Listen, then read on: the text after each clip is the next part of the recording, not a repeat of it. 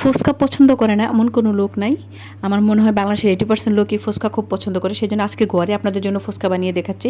ফুচকাটা শুধু আমি কিনে নিয়ে এসেছি, এখানে ফ্রাই করে নিয়েছি। এখানে বাকি সব যা মশলা আছে সব আমি ঘরে বানিয়ে নিয়েছি। যেমন এই যে ঘুগনিটা আমি ঘরে বানিয়ে নিয়েছি, আলুটা আমি আগে থেকে সিদ্ধ করে ম্যাশ করে নিয়েছি। এগুলো সব একসাথে আমি মিক্স করে দিচ্ছি। সব একসাথে মিক্স করে তারপরে আপনাদেরকে দেখাচ্ছি। আর এখানে মশলা যা লাগবে তাও আমি এখানে কেটে নিয়েছিলাম। পেঁয়াজ, মরিচ, ধনেপাতা, এগুলো সব আমি একসাথে কেটে নিয়েছি। কেটে একসাথে মিক্স করে নিচ্ছি। প্রথমে আলুটা আর ঘুগনিটা আমি মিক্স করে নিচ্ছি, কারণ এটা একটু সময় নেবে মিক্স করতে। আর মিক্সটা খুব ভালো করে নেবেন। যত ভালো করে করবেন টেস্টটা তত ভালো আসবে। আর সিদ্ধর উপর সব কিছু নির্ভর করে। আমি খুব ভালো করে সিদ্ধ করে নিয়েছিলাম। আর এখানে আমি ডিম, পেঁয়াজ, মরিচ, ধনেপাতা এগুলো সব একসাথে মিক্স করে দিচ্ছি। আপনারা চাইলে আলাদাও খেতে পারেন, কোনো সমস্যা নেই আলাদা নিয়ে। আমি এখানে আলাদাও রেখেছিলাম, অর্ধেক মশলার সাথে মিক্স করে দিয়েছি আর অর্ধেক আলাদা করে রেখেছি। তো এগুলো সব একসাথে মিক্স করে নিচ্ছি আবার আমি। তো ভিডিওটা যারা এই পর্যন্ত দেখেছেন ধৈর্য সহকারে সবাইকে বলবো একটা লাইক দিয়ে তারপরে ভিডিওটা পুরো দেখার অনুরোধ রইল। এই তো ভালো করে আমি মিক্স করে নিচ্ছি। এখন একটু লবণ দিয়ে দিচ্ছি আমি পরিমাণ মতো, কারণ সব কিছুর টেস্টে বাড়ায় কিন্তু লবণে। তো লবণটা পরিমাণ মতো দিতে হবে। এখানে আমি ধনিয়ার গুঁড়া দিয়ে দিলাম একটু, তারপরে দিয়ে দিচ্ছি একটু জিরা গুঁড়া। এটা সুন্দর একটা ফ্লেভার আসবে, খেতে খুব ভালো লাগবে।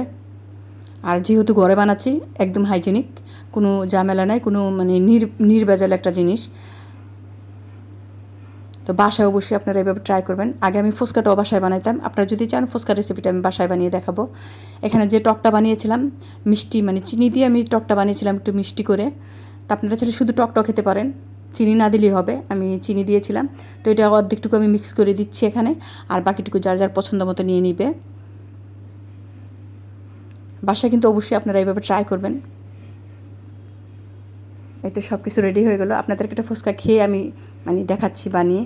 আর মশলাটাও খুব বেশি বেশি করে দেওয়া যায়, বাহির হলে তো মশলা একদম অল্প করে দেয়। আপনার পছন্দ মতো আপনি মশলা নিয়ে তারপরে খেতে পারছেন। খুবই মজা।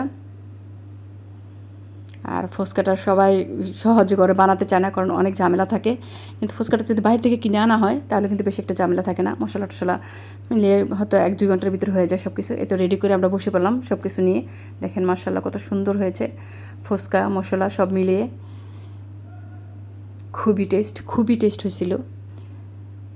বাসার জিনিস তো এমনিও খুব মজা হয় বানালে।